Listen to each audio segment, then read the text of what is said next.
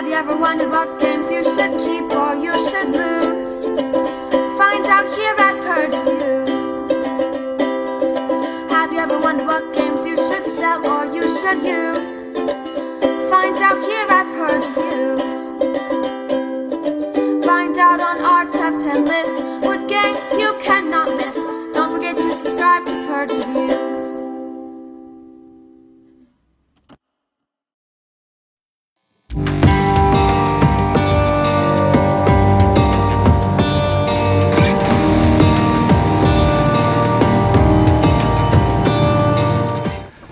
Atlantic Star is a game I had on my shelf for a long time. Dirk Hen and I have a odd relationship. Like some of his games, can't stand other ones. But he's a designer that I respect. I don't know anything they've done lately. This kind of cruise, my wife and I take a lot of cruises, so this cruise ship theme was kind of cool to me. I was hoping for something really good. At the end of the day, I just didn't feel like there was enough here. This idea of getting these cards, but we're all doing different. If we're all on a different schedule, so you're doing yellow, I'm doing green, they're doing red, they're doing blue, then we're not competing for the same cards most of the time. And you really don't have a lot of choice in what you're going to have. Money's fairly tight, although I found most games I had plenty of it if I managed it properly. I felt like I had little control over, because you have such a strict hand limit, that you have very little control over how many points you can score. If the 9 happens to come out and it's at a good price when you're there, then you're going to get it. You're going to score 9 points. Or not 9 points, but have 9 value. It was heavily on luck. I don't feel like, well, going green now, that's going to really, I mean, do I know the next 17 cards are going to have green on them?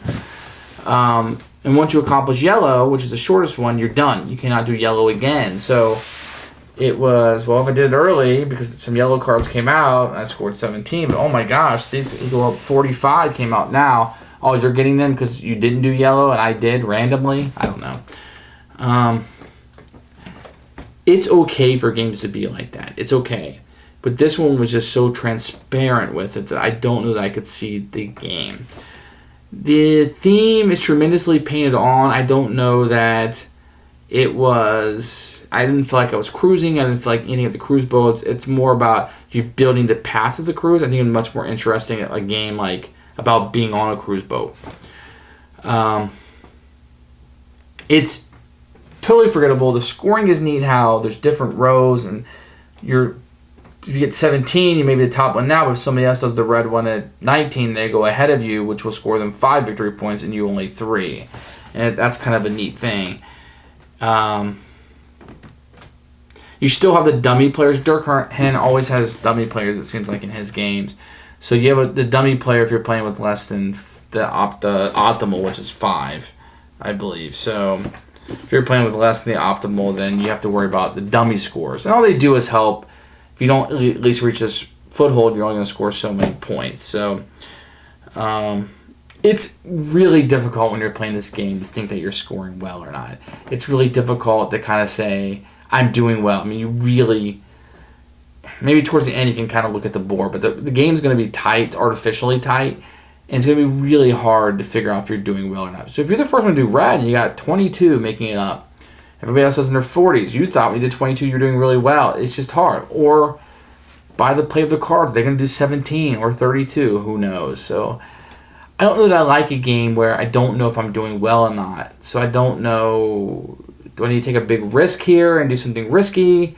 Or do I play it safe? It's just really buy the best card that's available with what remaining money you have. There's not a whole lot of strategy to it. I found the decision to be very straightforward, most of the time very obvious based on what I'm trying to build.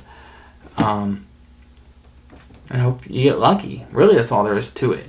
So Atlantic Star is going to be a purge for me. The decisions are just too transparent. It's too linear. It's too obvious. And I'm too hamstrung on my decisions. So a purge for me.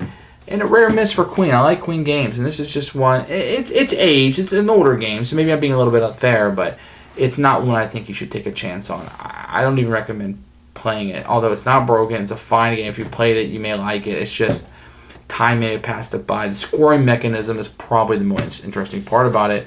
But to me, also holds it back that I don't know what's going on. So I don't know how to formulate a strategy going forward. And it makes it very difficult. And I'm kind of tired of the right board pieces.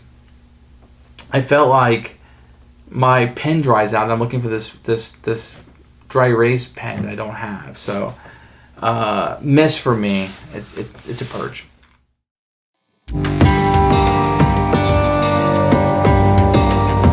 Take a look at the components for Atlantic Star. This is a game that I believe has been rethemed, but some people may be attracted to this theme more, I suppose, with the ships and the cruise liners. You're going to get a rule book, a little unusual for Queen if you ask me, but you see the same kind of headings. This one's a little bit older. Lots of color and pictures and kind of shows you how to play.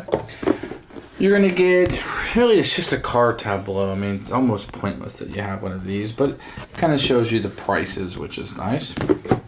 You're going to get a scoring mechanism where you will be putting your cards down, and a little bit of a difference. It can be a deal breaker, I suppose, where you play that at. You're going to get a number of Atlantic Star cards, maybe a little on the cheaper side. Some nice artwork. You're going to have the same thing on it twice, depending on the orientation. And this will just kind of tell you, colorblind, I don't know, there's words on it, but they're awfully small. So you're also going to get these paper thin, which is fine. They just kind of sit on the board. But the main difference is going to be the logos are different, but the charts are going to be all the same. And thematically it works, but this may not be the best way to have got that job done. Then you get a dry erase pen, which is going to dry out. Be used to that. You are going to get, you can see we started using crayons.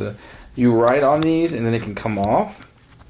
The different logos, and these are kind of nice cardboard, I suppose. They work really good. You're going to get paper money!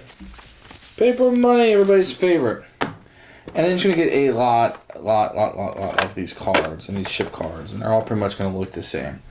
Components are bland. I guess the artwork on the ships is okay. They get repeated quite a bit. The insert is okay, it fits all right. But the components are not going to knock your socks off.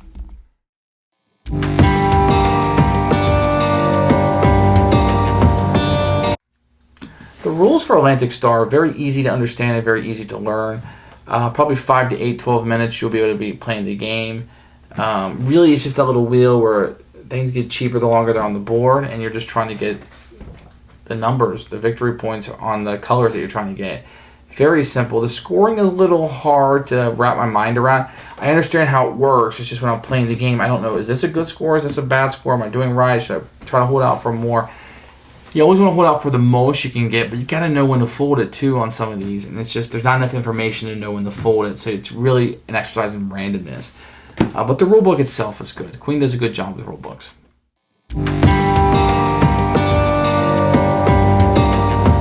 So I'm going to do my best to kind of show you how this game works. This is a fairly simple game.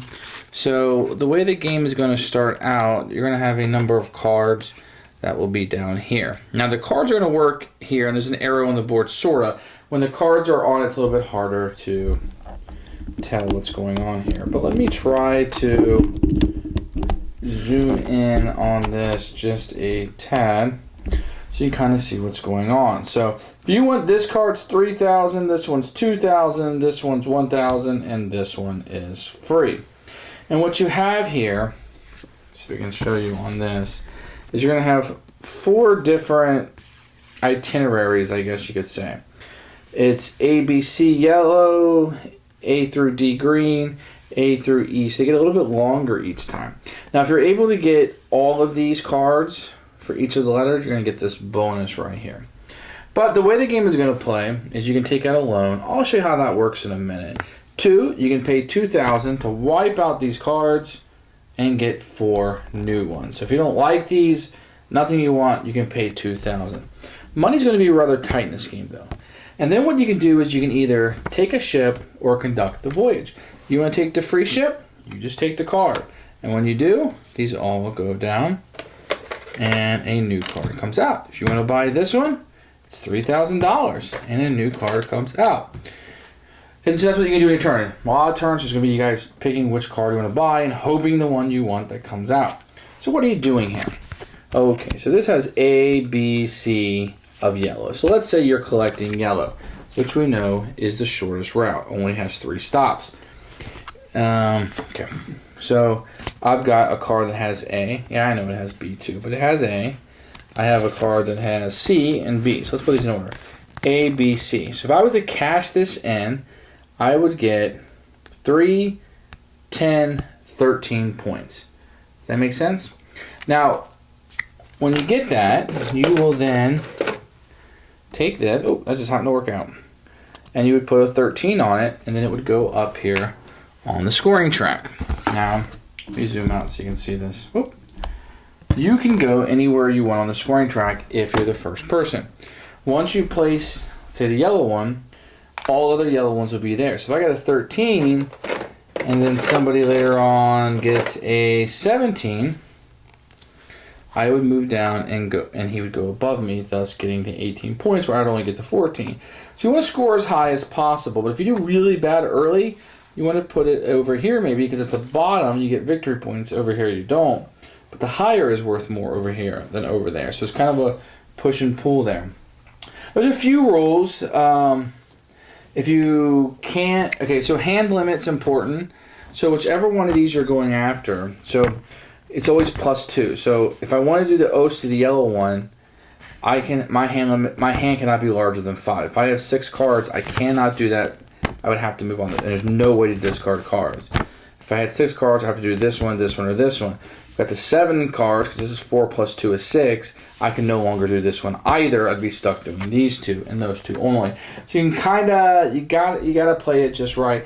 If you don't have the A, B, C, D, or A, B, C for the yellow, and you had maybe something like this, where I only have 2 yellows, but I'm going to play these, I would get to 10, and this would be worth 0. So you can still do it, and that's really the only means to discard the card. Now, once you score, and it's a little bit confusing, but if I had 13 points on here, I can take a loan once per route I took, and say I wanted $2,000. I could scratch this out, put 11 on the bottom, and get my 2,000. But now when I'm lining up the score, I'm at 11 and not 13. So I'm going to take my points away to get more money.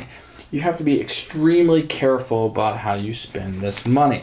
You're going to start with a number of it, and you really don't want to borrow. Sometimes you'll look at it and all be full, and you're like, you know what? It doesn't matter. I could get 4,000 out and never drop a place down.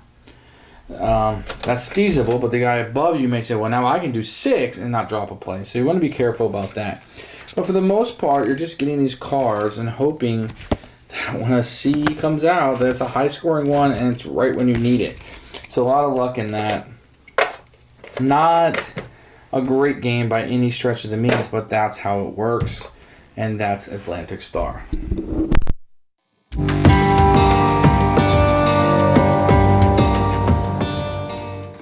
Who should buy this game? I'm not going to recommend this game. It's okay. It's not a terrible game. It's just mediocre to me.